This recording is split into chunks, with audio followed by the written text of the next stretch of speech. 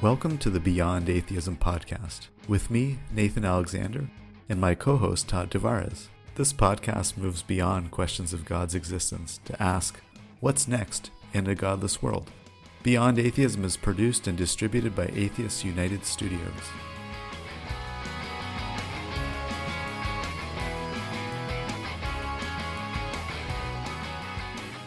We are joined today by Maggie Ardiente.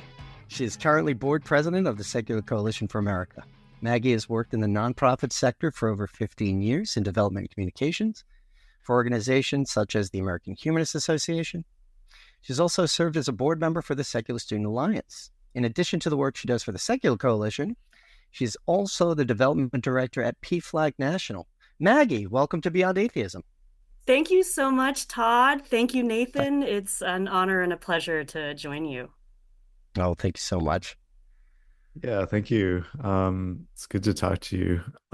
Just to start off, could you tell us about your own religious background, if any, and how you came to be involved in secular activism?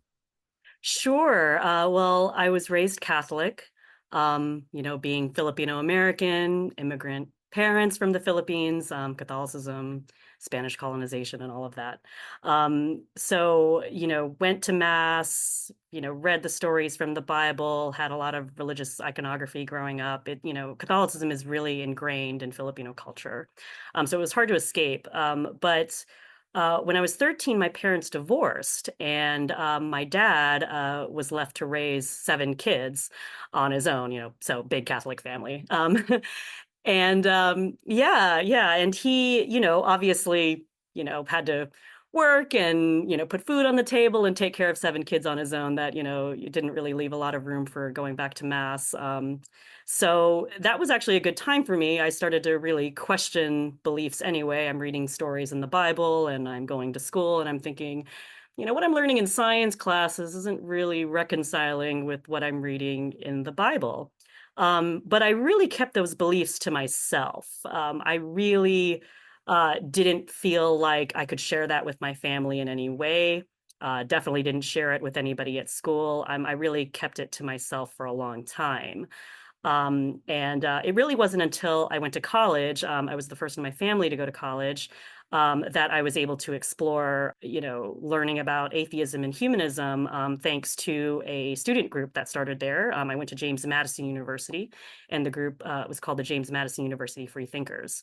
And that group gave me life. I have to big kudos to the folks who started that group, because I truly felt alone on that campus. James Madison, mostly religious students. Campus Crusade for Christ is a huge group there. And I definitely felt alone for that first year for a really long time until I found that group. Thank the Flying Spaghetti Monster for the Freethinkers, because that really started my activism and my exploration of my non-belief. So that's great, because it leads into the next thing we want to know about was to get into the activism. But if you can back up for a second about the religious journey, because it's 13 to college, there's a few years in there. What was going on at home? Did you ever come out as atheist? Were you confirmed in Catholicism? No, I wasn't. I was just at that age where I likely would have been had it not been for my parents splitting. And I think had I been confronted with that, I probably would have went along with it. I really went along with what my parents did and what my parents said. And, again, at the time, I'm reading these stories in the Bible, but I'm learning kind of something different at school. I felt like I was a natural critical thinker, but I also didn't feel the right to stand up for sort of what was going on in my head. I mean, I didn't even know what the term atheism even meant, right? I'm just 13 years old. I'm just a kid. I think it was really radical of me in high school when I remember this very clearly. I was taking a theory of knowledge class, sort of an epistemology class in high school. And I remember sneaking the dictionary away because I thought to myself, okay, what if I'm not a Catholic, but maybe I believe in God?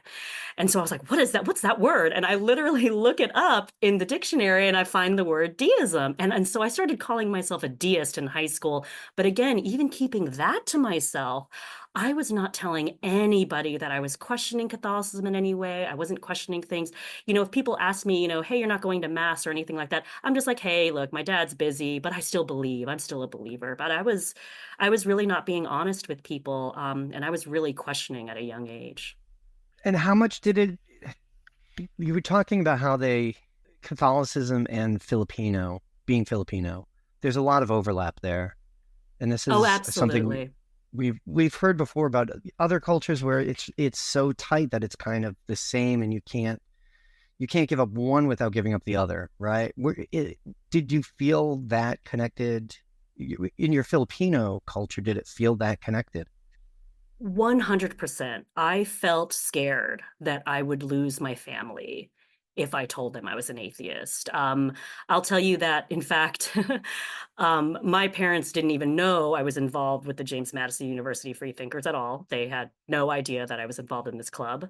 When I started work at the American Humanist Association right out of college, they thought that American Humanist was like human rights. They were just like, oh, she works for a Ah, human rights right. organization. Yeah. And I didn't correct them. Those first few years, I really kept it to myself. Yeah. I was, quote unquote, in the closet, as it were. And because it's so ingrained in Filipino culture, the Philippines, I think it's one of only two or three countries that literally does the thing at Easter where there's a volunteer Uh, who volunteers to be nailed to the right, cross, right. literally, Mm. literally speaking. That's how ingrained it is in the culture. And Yeah. so I felt very scared, and really just kept it to myself for a really long time. And it took many years to be open, particularly to my dad, to say, hey, dad, look, I don't believe in God. It's as simple as that. I was questioning Catholicism at an early age. This is not for me. And in fact, not only do I not believe in God, but I think I have a career in being an Right? atheist. Yes. And and, Yeah. I think at the time he was sort of in denial. My mom was also in denial at the time. Again, continued to just call it a human rights organization. And we never even talked about it after I had told them.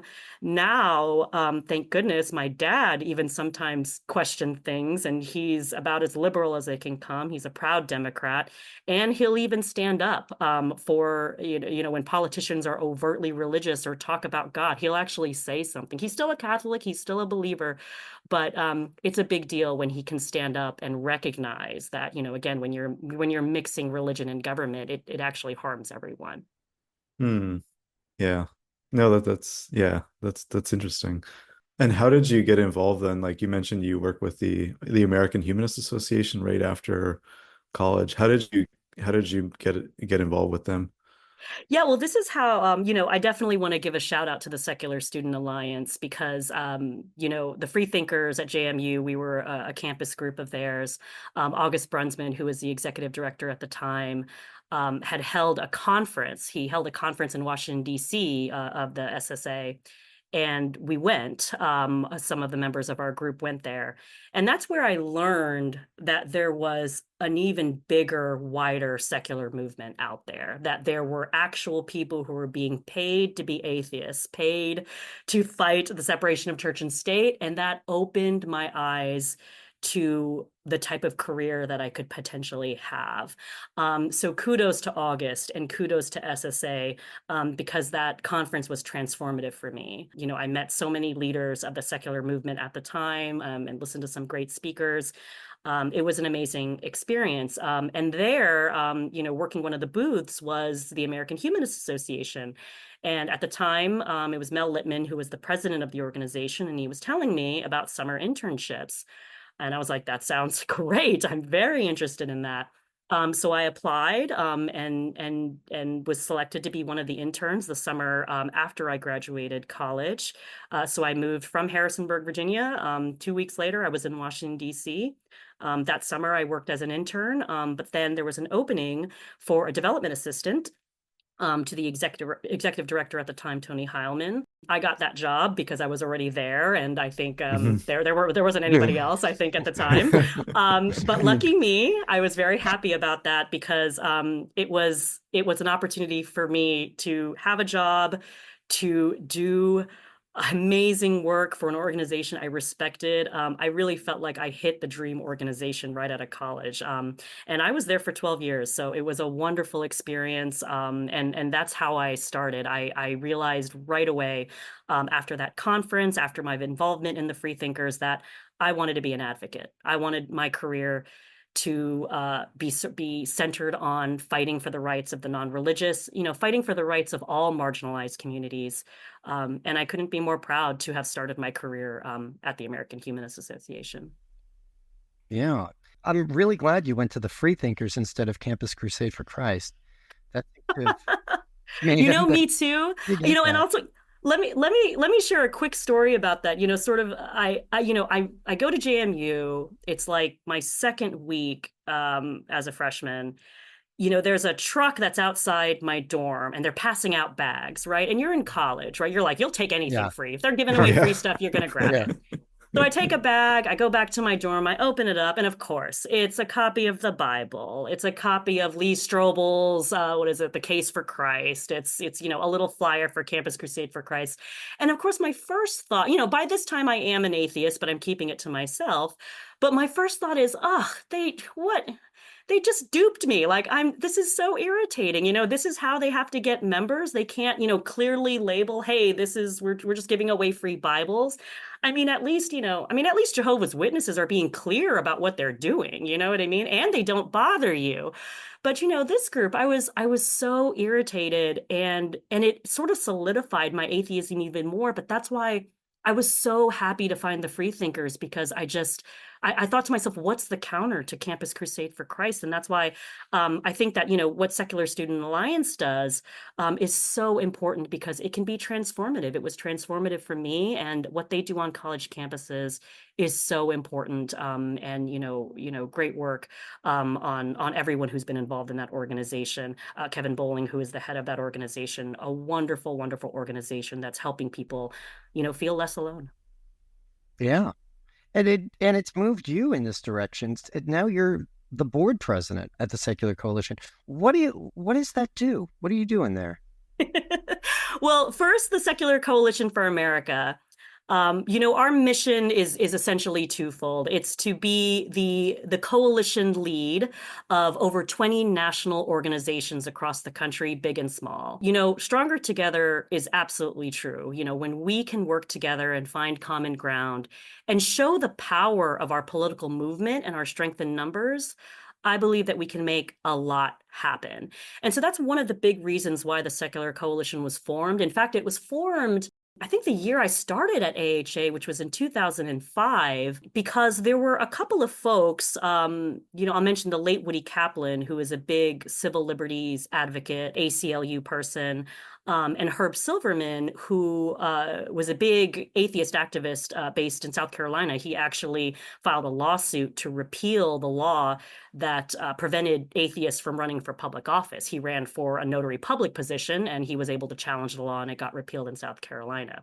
But Herb and Woody, they got together. They were supporters of all the major secular groups, and they said, it'd be better if we all worked together, if we all got together in the same room and actually talked and not saw each other as competitors and didn't see each other as, fighting for such small resources. On top of that, only some organizations, I think, AHA was maybe one, I think American Atheists was another, we're looking to increasingly get involved on the political side and to be a lot more vocal on Capitol Hill, again, to work with members of Congress to support legislation that protected the separation of church and state and the rights of non-believers. And so, that's the second part of Secular Coalition. We have a full-time lobbyist that is actively lobbying and working to be the voice of secular Americans to advance public policy that protects the separation of church and state, protects reproductive rights, protects LGBTQ plus rights, and other secular values that mean a lot to us. So yeah, I became the board president of SCA. I think this is 2 years ago now. But I've been involved with the Secular Coalition, since my time at the American Humanist Association. I've attended their annual summit meetings. I've done fundraising trainings for them. But when I left AHA, and there was a period of time where I was working for other organizations, they seemed to want to pull me back because I had a lot of historical knowledge, and Yeah. and I again, I'm really proud of the work that I did at AHA, and very proud to be in close association with many of our member organizations. And so, yeah, very happy to serve as president, and work with our executive director, Stephen Emmert, and to represent the diversity of our 20 secular organizations. Mm. Yeah. So is the secular coalition, like, is one of the main roles really like kind of political lobbying at the national level? And I mean, my kind of gossipy question or sidebar to that is, have you met any famous politicians?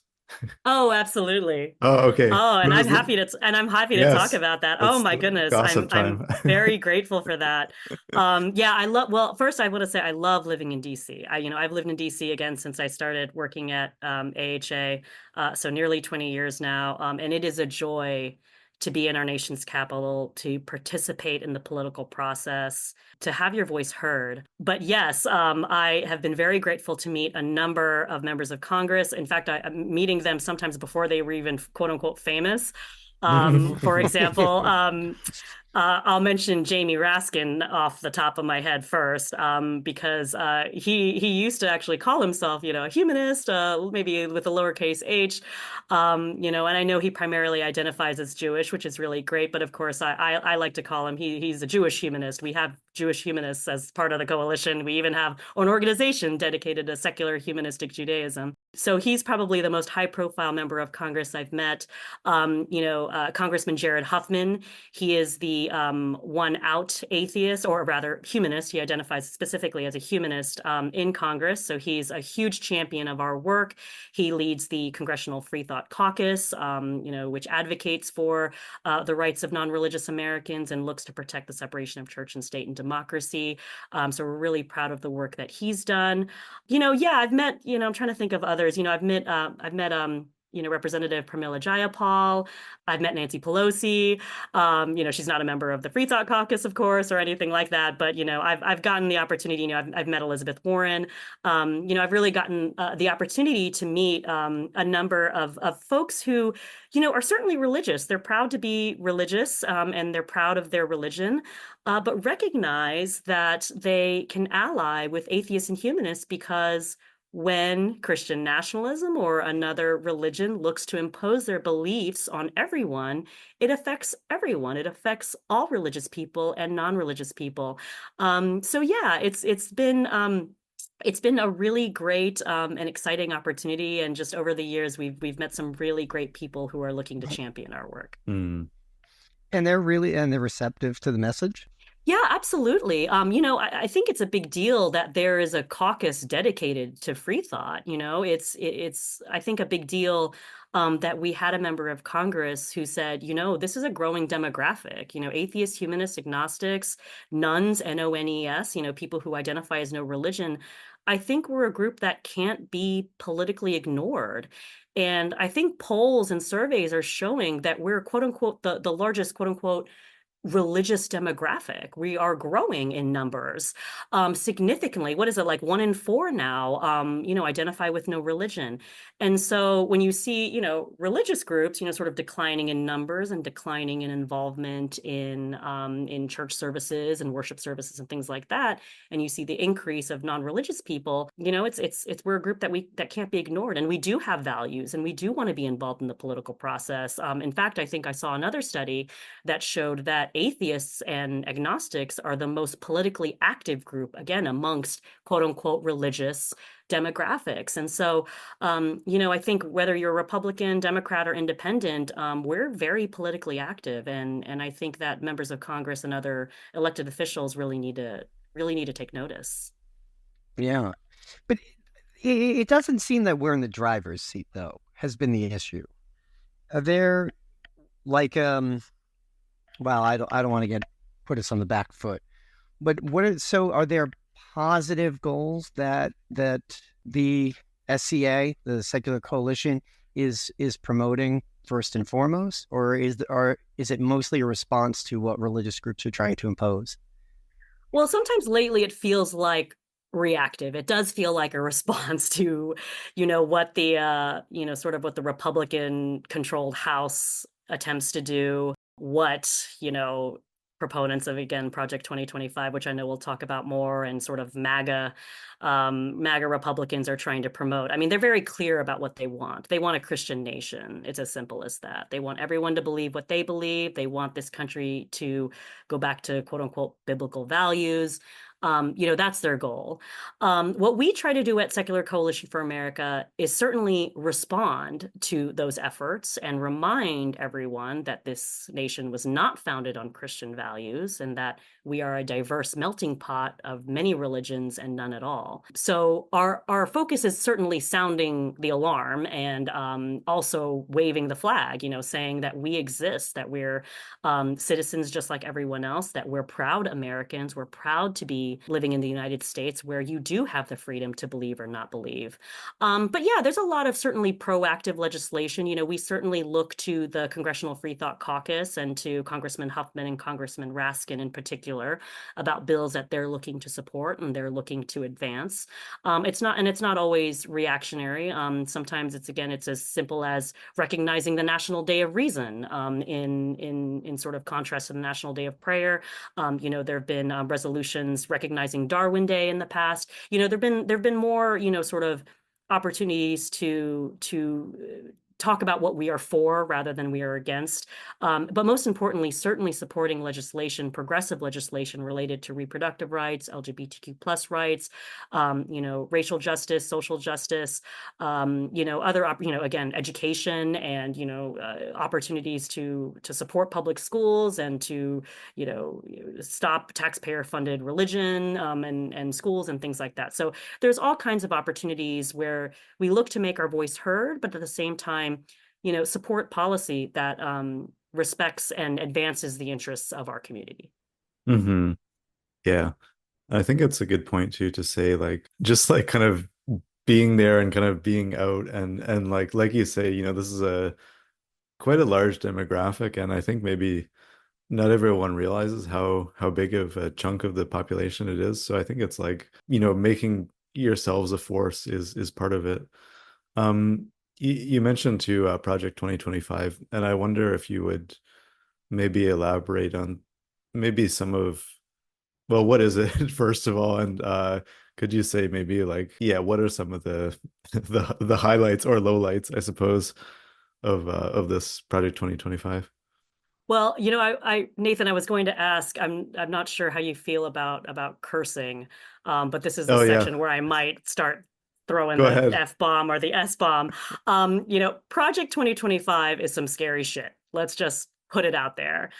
This is a plan put forth by the Heritage Foundation, one of the most extreme religious think tanks in the United States. And it is basically Christian nationalism at its worst. I mean, we're talking about the narrowest of narrow Christian beliefs. And the plan, once in particular Donald Trump is in office, to impose these beliefs and these policies upon our government policies and in the United States and of all people. I mean, they're not even being shy about it at this point. They're making it very, very clear that they want to turn this country into a Christian nation and convert every single person to Christianity. I know it sounds extreme, but it's absolutely true. And, Project 2025 is like a 800, 900 page book here. So I don't expect everyone to read it. I didn't read it. But it's very clear what they're aiming to do. I mean, the worst of it is essentially giving the president unlimited powers. I mean, we're talking unlimited powers, no checks and balances, president being able to do what he wants or she wants, anything that they're doing, it's just whatever they want, and that's just how it is. I mean, we're talking about the crumbling and destruction of democracy as we know it. So, and if that wasn't bad enough, there's, a million other things that are quite problematic. But of course, notably, it's, funding religious schools with taxpayer money. It's essentially erasing marriage equality and the advancement of LGBTQ plus rights that we've experienced in the United States. Basically using religious freedom as an opportunity to discriminate. Again, if you are not a Christian, you will not be served in this cake shop or wherever it is. I mean, it's just the opportunity to say no to anyone simply because of your religious beliefs. Let's get into abortion and reproductive rights. I mean, we're talking, if you thought, oh my goodness, it's so hard for me to even talk about, because I never even thought that we'd be in a place where Roe v. Wade would be overturned, and yet here we are, and they make absolutely clear that they will ban all forms of abortion. Forget the 6 weeks, forget the 12 weeks. It's all abortion. It doesn't matter if it's the case of rape or incest. It doesn't matter if it's the life of the mother. It doesn't matter. Your right to an abortion is completely gone in all 50 states. And on top of that, no support for other reproductive freedom, IVF, other things. They don't care about, actual sex education in schools and actually teaching kids, what they need to know in order to be responsible adults. Nothing like that. It's completely, again, based on biblical values. Again, erasing DEI. We've made such great strides with diversity, equity, and inclusion and access, in companies, in schools, in government institutions. This is a good thing. DEIA is a wonderful thing that actually helps people. It actually, companies actually do better. Their bottom line is better. They can retain, better employees and happier employees and stronger employees. And yet, again, the religious right and Christian nationalists have termed DEI as a horrible thing. And that's really harmful for, again, somebody as a woman of color, as other folks who are part of marginalized communities. We're essentially being erased with the eradication of DEI. I mean, there's so much more, but those are probably the worst. But certainly, I mean, Project 2025 should scare everyone. It is scary, and it can really happen. And for folks out there who think, oh, this is too extreme, it'll never happen. I'm saddened by that. It can happen. It's happened before in many ways, and it can happen again. And certainly, I personally feel with a second Trump administration, it'll certainly be implemented, and we should all be scared of that. And it's definitely something that has already happened to a certain extent, like the overturning of Roe v. Wade, which we know it was extremely, extremely popular democratically. It was something that it was enshrined as a right. And it was something that was rolled back by a Supreme Court that was handpicked by the Heritage Foundation, not which did they have? Does Heritage Foundation have a hand in Project 2025? 100%. They're absolutely behind it. I think they don't. I'm not even sure they're even hiding it at this point. Right. So these are the people who who basically Trump is a front for, because he doesn't have any notion of who to hire or what to do. So he has other right. For. Oh, absolutely. So that's why, of course, we can't, if Trump has been saying things like, oh, I don't know anything about Project 2025, distancing himself from it. Well, I mean, are we surprised? He He's does also know lying. nothing. Yeah. He also knows nothing. So it may not be that much of a lie. Part of the what they do that makes it so sneaky is the rhetorical devices they use, the language they use to push this. When we think about religious freedom and religious rights, it's not something that we, even as atheists, would be against, right? But it's not actually a religious right. It's not religious freedom that they're talking about. Can you get into what Christian nationalism is and what they actually want in terms of what they describe as religious freedom? I mean, they've absolutely twisted the definition of religious freedom. We used to win court cases when we had a reasonable Supreme Court, because they recognize that, yes, we should not force anyone to believe or exercise their religion in a way that that harms them as an individual. And, I'm not a lawyer, so I know a lawyer would be able to explain this a lot better than I can. But, the burden of proof, in my understanding, was that it had to have been the government that did not get involved in that. Whether you wanted to do it or not, that was kind of a personal matter, and they sort of left it up to the individual.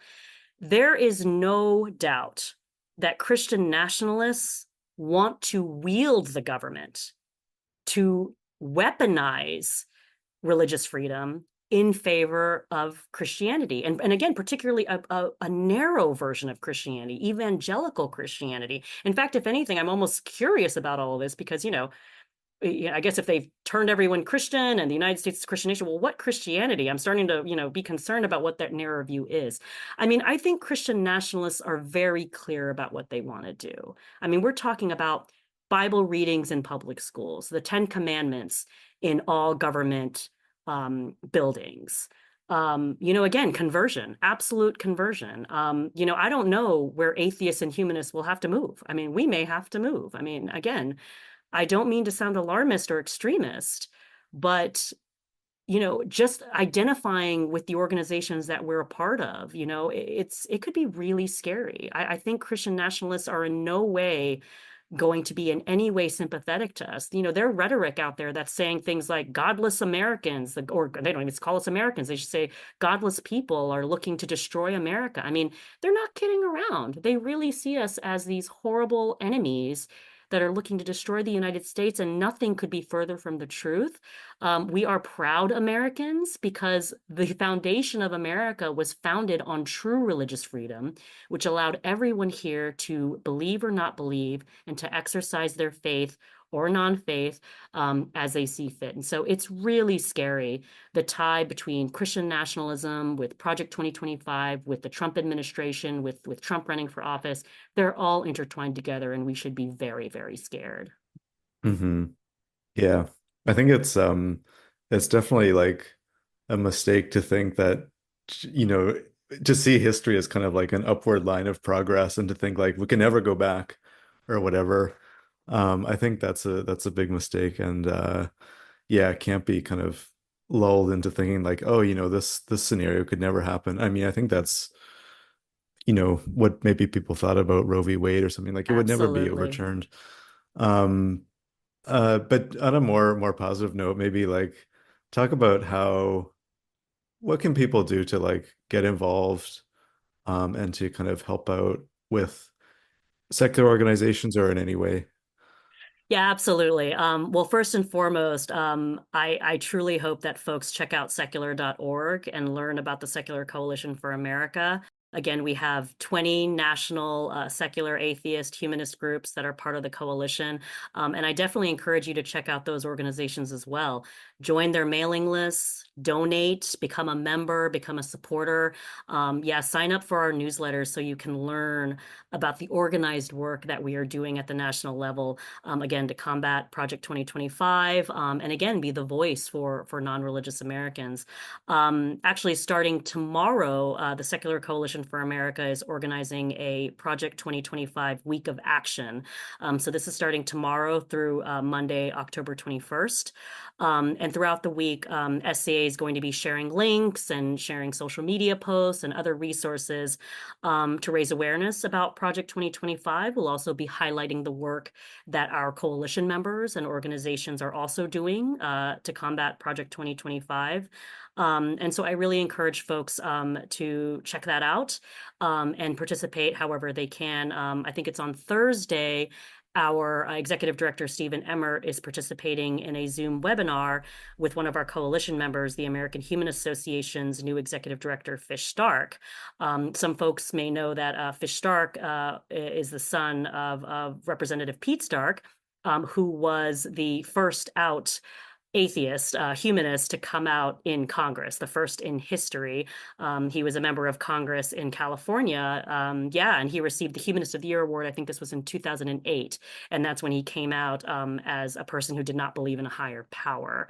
And so Fish Stark, I think American Human Association and all of us are thrilled. The first one to come out was 2008. Yes, that's right. Yeah, And that's I just think as a humanist. As a humanist, yeah, I think, my memory corrects me. He identified as a humanist.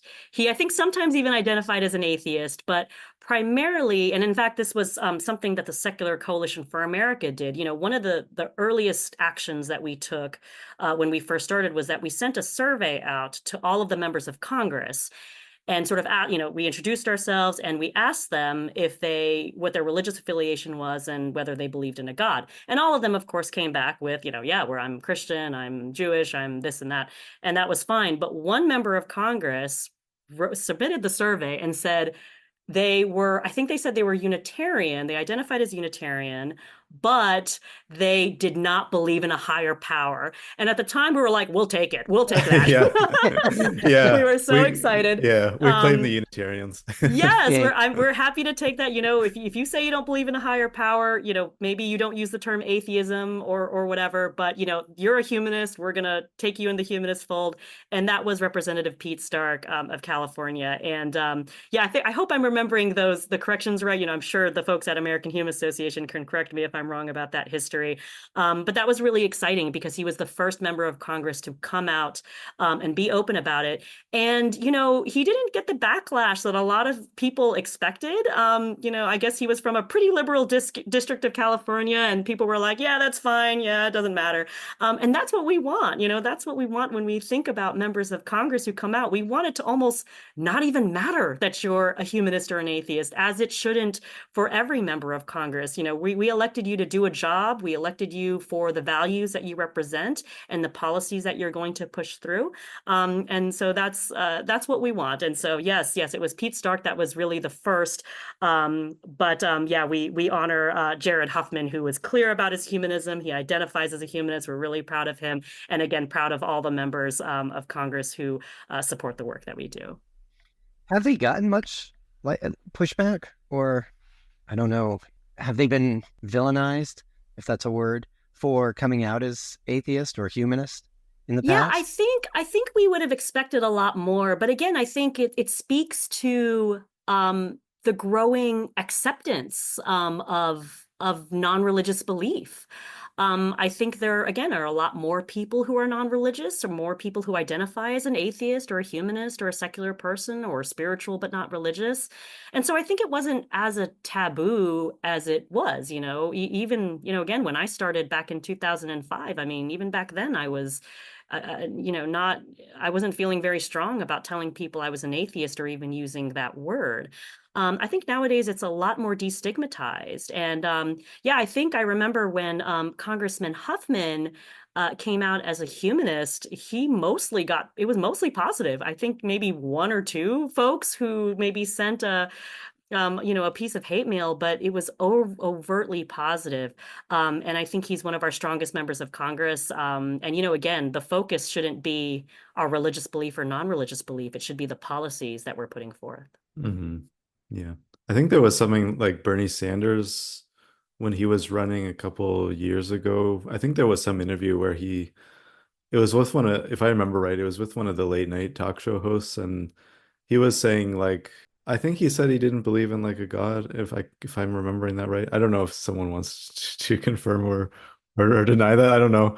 I have that memory anyway. At least he was kind of saying like, well, I sort of have a suspicion he's probably an atheist, but maybe that's just wishful thinking. I don't know. Well, I will tell you, Nathan, that, at the time that I was working at the American Human Association, and when, Secular Coalition for America was sort of ramping up a lot of its political work, there were something like half a dozen members of Congress who had privately told, again, one of our supporters, our co-founders, Woody Kaplan, who, is a big fundraiser for the Democratic Party and all of that, that they also didn't believe in God, that they were sort of like whispering to him, like, yeah, I don't really believe in a God either. And of course, out of complete privacy and respect, we would never out those people. But they're there. So you're right on the ball. Yeah, I sort of vaguely remember Bernie Sanders maybe saying something about maybe skepticism or something like that. But yeah, I mean, I think there are a lot more than we realize, and our job, as organized activists and people who are looking to change society, we want to make it more comfortable for people to come out as a non-believer. That's our goal. Our goal is to make this world a better place for atheists, agnostics, and humanists. And so, one day I hope that, we'll have representation in Congress, open representation in Congress that is reflective of Americans, because we do make up a significant number of the population, and we should have representation in Congress that reflects that. Yeah. What is a law that you think would do that? I don't want to say do that. I mean, do you have like a dream piece of legislation that you can imagine? One day you're going through the roster of everybody who's now secular in Congress and the Senate, and think, this is the year we can do it. Let's put this up. Let's get them to put this up for a vote.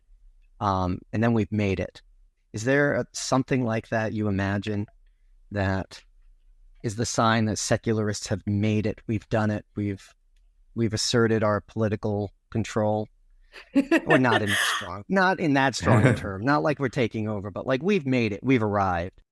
Oh, I think there's so many things. Yeah, gosh, I think I can't think of a singular policy with exception of perhaps, again, any policy that mentions us. There aren't many bills and legislation that actually even recognizes the word atheists, humanists, agnostics as a demographic.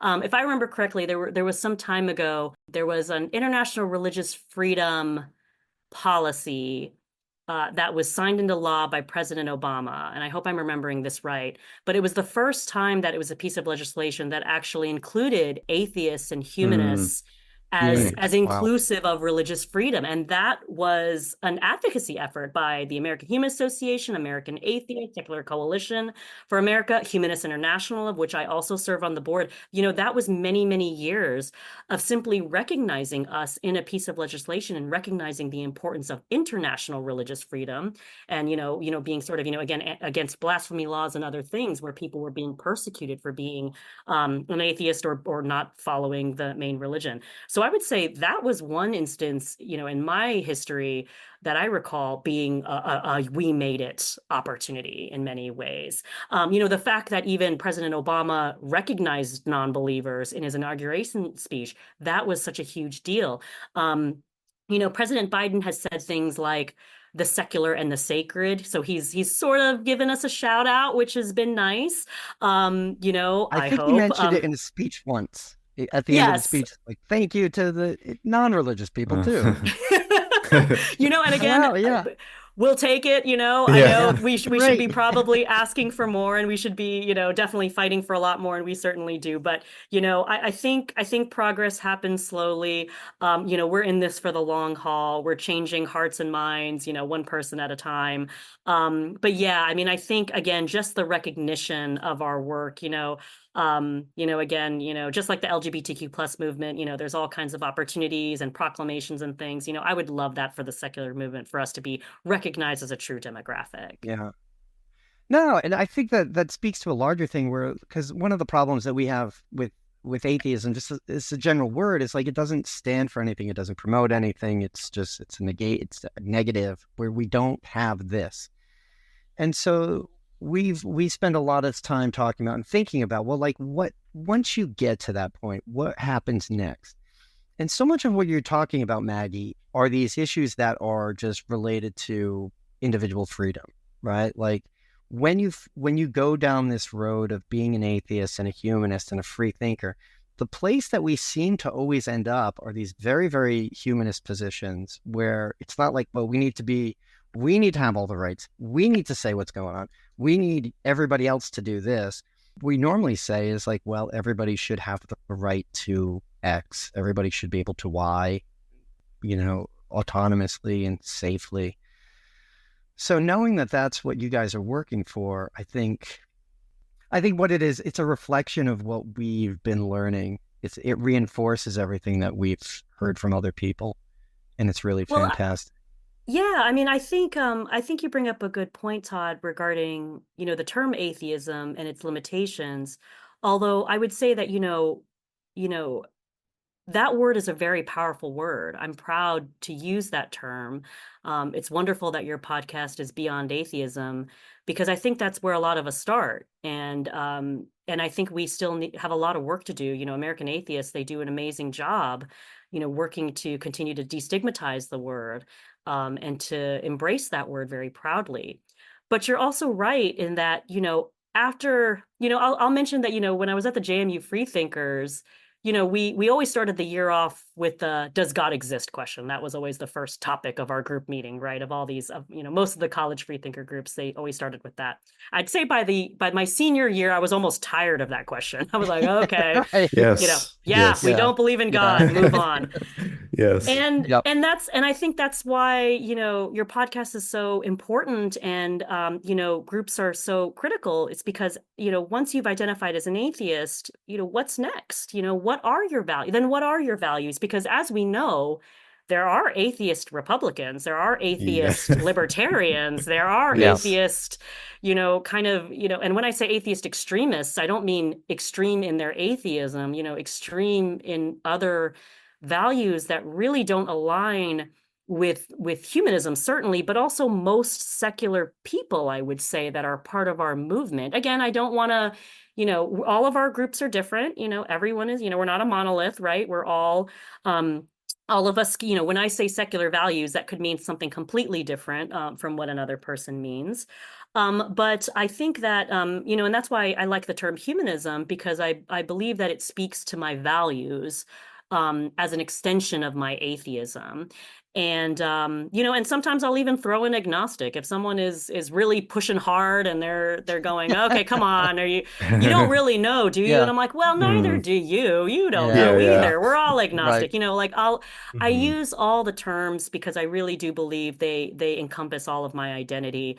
But what matters more even than the identity and the word that you use is, what are you going to do with that? How are you going to make change? How are you going to use your privilege to help others, to help marginalized communities, to stand up for the rights of non-believers? Again, I think there are so many ways you can do that. You can join Secular Coalition for America as a member. You can sign up for all of our member newsletters. There's so many ways to take action. I really hope people find a way to take action, because we need to save democracy and we need everyone's help. Mhm. Mhm. And with that, Nathan, should we move on to Can a True Atheist? The Let's do it. lightning round? Let's do Let's. it. How do we do that, Nathan? Right. So we have a lightning round called Can a True Atheist? And it's about whether a true atheist can do certain things. Um, mostly tongue in cheek, or I mean, not even that. I don't know. So yeah, so we just need simple yes or no and a short explanation. Gotcha. So yeah, I don't know if that explanation It's the was best. coherent, but Yeah. well, yeah. So okay, so the first question is, can a true atheist believe in God? No, no, they can't. Funnily enough, my husband, who was the executive director of the American Human Association, he would argue against this, um, and With I you? he would argue that with me. I mean, well, maybe he would say maybe a true humanist, not atheist. He probably would agree with me on that. But if it were Right. humanism, he might actually say, and I disagree with him, so let me be clear on that. We Mm. don't always align Yo. just because we're Mhm. married. But he would sort of say that, he believed humanism was all encompassing and very inclusive. And so even if you were somebody who believed in God but liked the term atheist or a humanist and otherwise identified with humanist values, then you're a humanist. But I sort of go the motto of AHA was good without a God. The Right. good is important. I think the Yes. good is key, but you can't cut off the without a God. The without a God is Mhm. also really important. And so sometimes we had debates about that. Anyway, that was a long-winded Mm. answer, but my answer is absolutely Right. not. You can't believe in God. It's perfect. Okay, well, related to that, can a true atheist attend church? Yes, I do Oh, think a true atheist can attend church. I am an atheist who has attended church. I have attended many Unitarian services.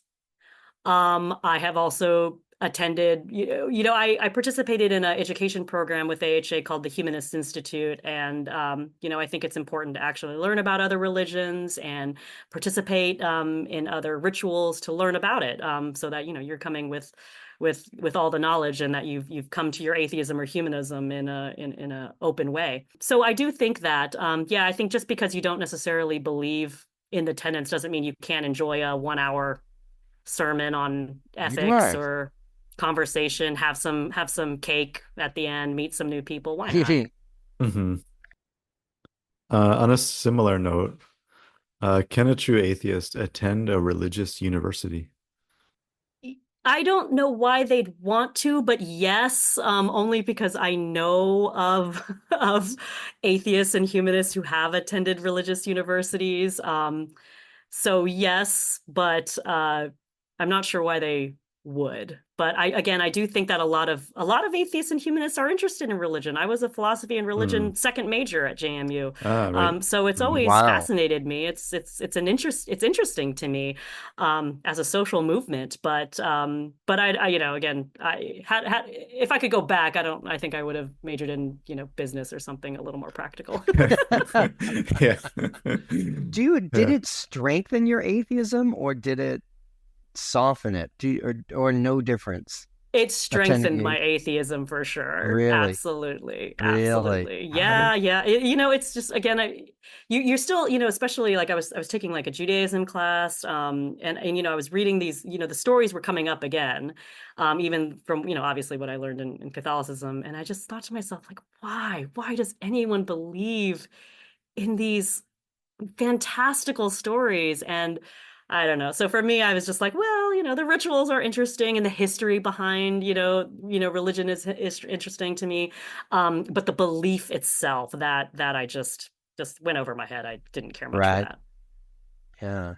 Yeah. Did you guys feel like outside the free thinkers, or were all the free thinkers atheists, or were they just like sort of like other, or Yeah, just they were a lot of question? them identified as an atheist, identified as agnostic. I think we had one or two members, one who was Jewish, another who was, I think still questioning, or at least spiritual but non-religious. Yeah, and we were not a very large group, as you can imagine, of course. It was like maybe, I think at our height we were like 30 people. But it was a Oh, close-knit group. Yeah. yeah, Yeah, that's yeah. I don't, big. That's still is that pretty big? That's a Oh, big. big group wow. for Yeah. a campus group. Yeah. I know. I guess for some groups, that may be true. We were perhaps big compared to others, but yeah, we were a really close knit group, and we were also just fun. We had a good time. I mean, because we didn't have Yeah. to, I don't know what Campus Crusade for Christ thought was fun on Friday or Saturday nights, but we were having a good time, and That's a good yeah, point. yeah. Okay, next one. Can a true atheist believe in ghosts? No. Well, and maybe it's because I'm anti-ghosts. I'm so even worse than the God thing. I might even Wow. allow for the existence of a God. I have no Uh, tolerance for ghosts, none whatsoever. I almost get angry about it. Here's where the angry atheist in Wow. me comes out. I'm so anti-ghosts. I Oh, find it almost interesting. ridiculous. I think, in fact, this answer might get me in trouble later on down the road, where people might think Yeah. I don't know, very, very cruel. Um, don't Yeah. get me started on Mhm. astrology. Let's talk about that Mm. later. But yeah, absolutely not. I think anything that you think is a ghost is just a mere coincidence. And yeah, I don't even want to think about ghosts existing, because if that were true, I don't want to be a ghost. I think it's also that I don't want to Oh. be a ghost. I like when I die, Yeah. I want to be gone. I'm like gone, no consciousness, it's over. Um, Mhm. and yeah, I have no time for ghosts, so no, absolutely not. Wow. Wow. That was a I know. strong answer. Was Yeah, that yeah. extreme? I'm so No, sorry that no. was Not extreme. No, extreme. no. Just, yeah. No. Very meaningful, Well, powerful. yeah, yeah. Okay. Let's back it up then. How about being friends with a religious person? Can a true atheist be friends with a religious person? Absolutely. I hope folks have not answered this question in any other way, because that would be such a shame. I have religious friends. My family is religious. If you had to cut off everyone in your life who wasn't religious, I mean, you would be I think, a very lonely person. I think it's the values that ideally have to match. And I say have to, that's not always true. Some folks are happy to be friends with people who are completely on the opposite side of the religious or political spectrum. I find that a little difficult. It's a little hard for me, but I wouldn't write off somebody completely for that. No, absolutely. Of course we can all be friends and we can find common ground. Hmm. Okay. Can a true atheist be homophobic? I mean, sadly, yes, but that's terrible. I mean, that would be so Right. horrible. Yes. Because again, atheism is it's not a value proposition from my perspective. Again, others might say otherwise, but atheism is simply you don't believe in a God, but you can be as homophobic, bigoted, misogynistic, sexist all you want, and still call yourself an atheist. Would I call that true atheism? No, because I think most true atheists or I would say, true atheism is, I think the values that, again, a great organization, American Atheists, they represent, wonderful humanistic values and what they would call atheist or secular values. And there's no room for homophobia or misogyny or anything like that in American Atheists. Again, I don't want to say I speak for them, but I think they would absolutely agree that, we are overall a progressive, welcoming, accepting, affirming, movement that is looking to create a space where everybody belongs, whether you even believe in God or not. You have a place here with us. We can ally together. We can work together in coalition, and I think that's what's really important. Yeah, on a related note, then, can a true atheist be a Republican or vote Republican? They can, but again, it pains me. It hurts me. It hurts. They can. I think there is a atheist Republicans group out there. They're out there, certainly. Mm, So, yeah. um, but gosh, it's just painful on a Have personal level. have you ever met any? I mean, I know they exist, but have you met any atheist Republicans? Yes, I have. Uh, I Oh, think. Well, there's certainly atheist Republicans now. I think at the time they were not. But there have been some atheists. I think they even came through, humanism and all of that. But I think that, and it's really sad because, when we talk about social justice and that work being so critical and having come up, over the past, 10, 15 years, 20 years or so, I think a lot of atheists or humanists who were opposed to that work decided they were going to sort of separate themselves from that and sort of form again their own atheism or humanism that didn't include racial justice or gender justice. And I find that to be such a shame because I believe that to be part of humanist values. I believe it to be part of secular values. And so I think those were folks whom I think at the time I thought were, progressive, again, welcoming, inclusive people, and learned that they shared values that the religious right shares. I mean, they're really no different. The only difference is that they don't believe in God. So they definitely exist. It just pains me. uh, yeah. Well, at least we can do something about it, which is where the secular coalition comes in. Plenty of websites. Maggie, if people miss out on everything happening this week and next, will they be able to catch up on it? How can they get more information about it? Are there ways they can get updates? How do we get more information for the people listening? Absolutely. Absolutely. Please visit secular.org. Sign up for our newsletters, sign up for our news, donate if you can. Please join as an individual member. All of our resources are available on our website. And again, Zoom recordings and other opportunities, those will be available for everyone to see. Please check out our Get Out the Vote resources. I think if there's anything to take away from this, is to please vote, early voting, absentee voting, voting on November 5th, showing up, staying in line. your vote matters. It matters so much in this election. It matters for various local ballots and other local initiatives that are happening. I don't want people to, feel disillusioned by the political process in any way, or feel like they can't make a difference, or, even if they're trying to decide between the two candidates, oh, will it make it? Yes, it will make a difference. Please vote. That's so crucial. And again, you can get all of our resources on our website at secular.org. And again, I encourage you to check out all 20 of our member organizations and learn more about their work, because, a lot of them, meet the needs of particular communities, and it might be a community that you share. So I really encourage folks to learn more about our work, and we got to get out there. We really need people to organize, to be activists, to be advocates, and do what we need to do. Yeah, fantastic. All right, so everybody plug in. Maggie, thank you so much for coming on today. Been Oh, thank wonderful. you so much, Todd. Thank you, Nathan. No, it's an absolute pleasure speaking with you both. Thank you again. Okay, that was Maggie Ardiente, Awesome. from the Secular Coalition for America. Great stuff. Todd, what did you think about this? Oh, she's good. Interview? She's a pro. It's amazing. Like, she figured out what she wanted to do right away and then did it. Isn't that awesome? I'm so jealous. Right. I know. Yeah. Right after, or even during kind of university. Yeah. Took her right to where she wanted to be. That's amazing. Yeah. I was gonna say that I thought it was really interesting. Well, I mean that she found that kind of that free thought group on campus, and that kind of set up basically like, the rest of her career in a way. Yeah. And I think it's interesting. Yeah, she's not the first person on this podcast who's had that experience. No, right. But it's like, just interesting. Small groups, small college groups, a huge difference long term, right? Yes, that's right. Because like, yes, it's just like it's funny though, because she said it was a small group, but like 30 members seems like a really big. I know, that's massive. Ridiculously big.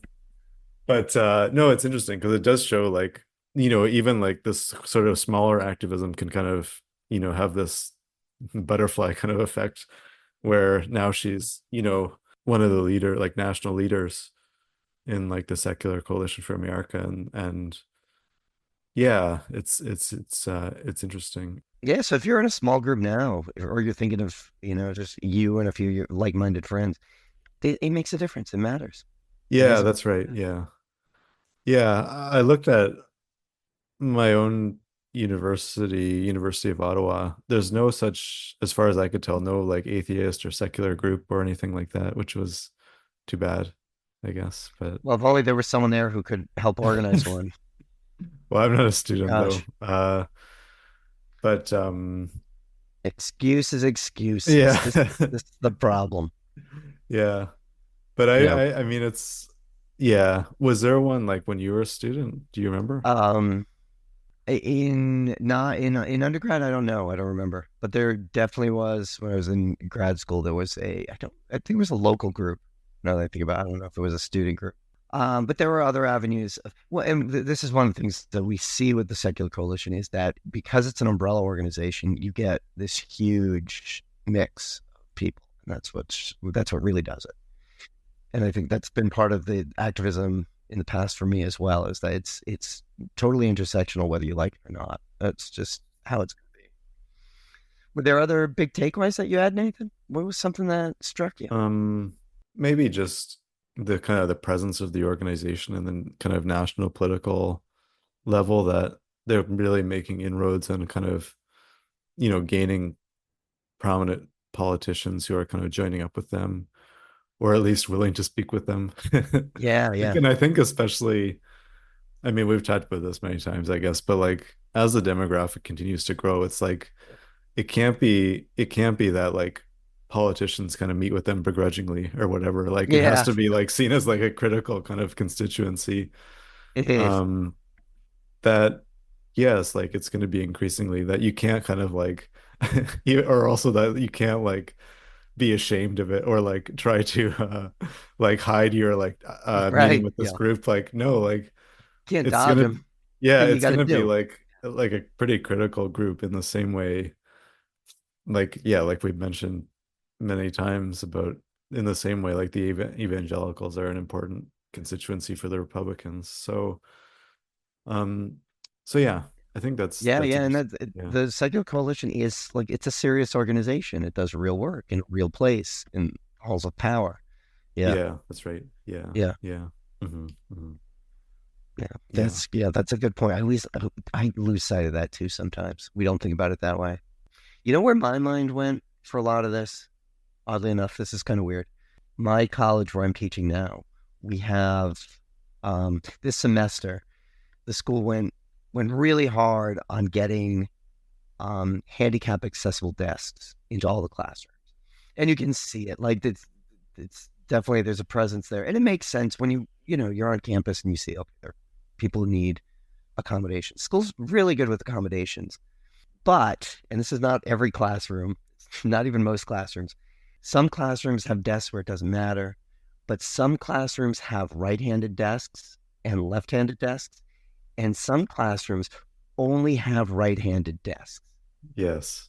What the hell is Yes. going on there? And That, of that course you're a famous for being a lefty. yes, I'm So famous for being left-handed, but it's like but the thing is yes. like it sticks out to me, right? It's Yes, no, really exactly. That's obvious, right. And right? yes, And and it's not yeah, like for right-handed people, they wouldn't like they just no, don't notice that stuff. Yeah. no, it's Mm. it's not a consideration. And then there is like, when there's a point where sometimes it's you just can't do things in a way that's going to work for everybody, right? We understand that part of the world, and we understand that all of our rights exist within this sort of tension. But what like sort of our solution would be, and I mean like this kind of applies to atheists too, right? You can create a situation where it doesn't matter if you're left-handed or right-handed Right. Yeah, because yeah, to the right. death it exists already. It doesn't matter. And that's what we want. I don't want a room full of left-handed desks, just like Right. atheists don't Yes. want a Right. government that only caters to atheists, agnostics, and skeptics and whatnot. Right? We're not asking for that. What we're talking about is, and I mean, Maggie said this a few times. Like, well, look, we're looking for recognition. We're looking for people who understand that we're here. They know what we exist and we have these needs. And it also speaks a lot to, I think, for me, it also said like, well, okay, this is kind of what she's pushing back against. Because when you're in a situation where it is all right-handed desks or there are no handicaps, then it is an issue. And that's when it's a problem. And we don't want to go back to that. And like, keep in mind, like for me, I'm like, one of the only left-handed people in my family. I was one of the only left on one side of the family is because the nuns and the priests literally used Mm, physical right. pain to Hmm. prevent children from using their left hand. That's a generation removed. That's insane, right? And really when we don't want to have to think about being on the defensive again, but something like Project 2025, it really is a rollback, and it is about allowing this concept of religious freedom as parochial domination over the rest of us, people who want nothing to do with it, people who Right. Yeah. just want to be free.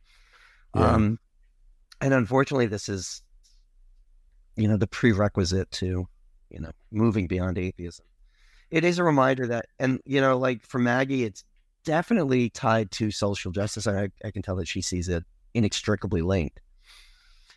And for me, I think that just kind of happens by accident because it's a liberatory experience. Like what we're trying to do is we're trying to remove ourselves we're trying to get rid of systems of domination.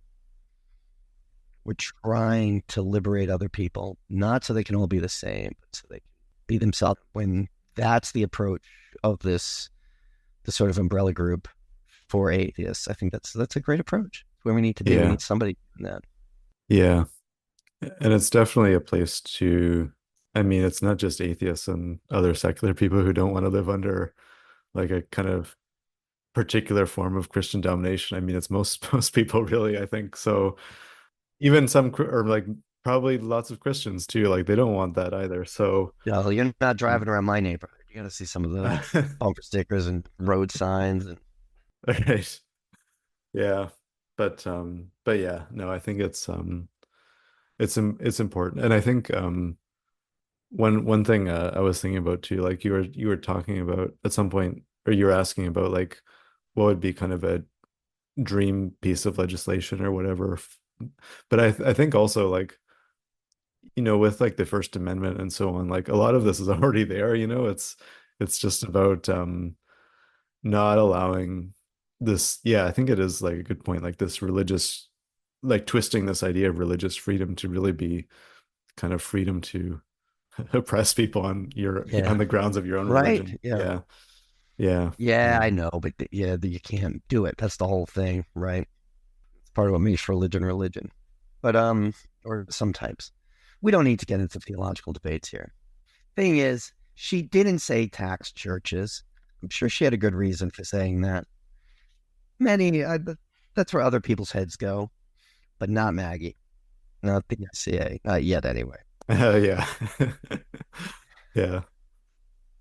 So Yeah, yeah, that's first, no yeah. Project 2025, then Yeah, some that's other right. stuff. Yeah, yeah. Yeah. Yeah. Yeah, so I mean, once again, like coming in hot. That's some good stuff. They're good people who do good work, and they're like it's growing. Hmm. Awesome. Yeah, that's right. Yeah. All right, Nathan, what have you got coming up lately? Lately, Uh, what have you got coming up oh, lately? What do you got I on ha deck? I have this, well, not on deck, but I have this article I wrote in the Freethinker about the what's it called? Secular reincarnation, secular style. Oh, that sounds So check awesome. that out. Yeah, I'll post a link for Definitely. it around Yeah. it. Yeah. Were you Yeah. not going to mention that? I forgot about it. Yeah. Clearly, Yeah. that sounds Um, amazing. yeah. What about you? Oh God, it's going back to my hermit cave for the winter.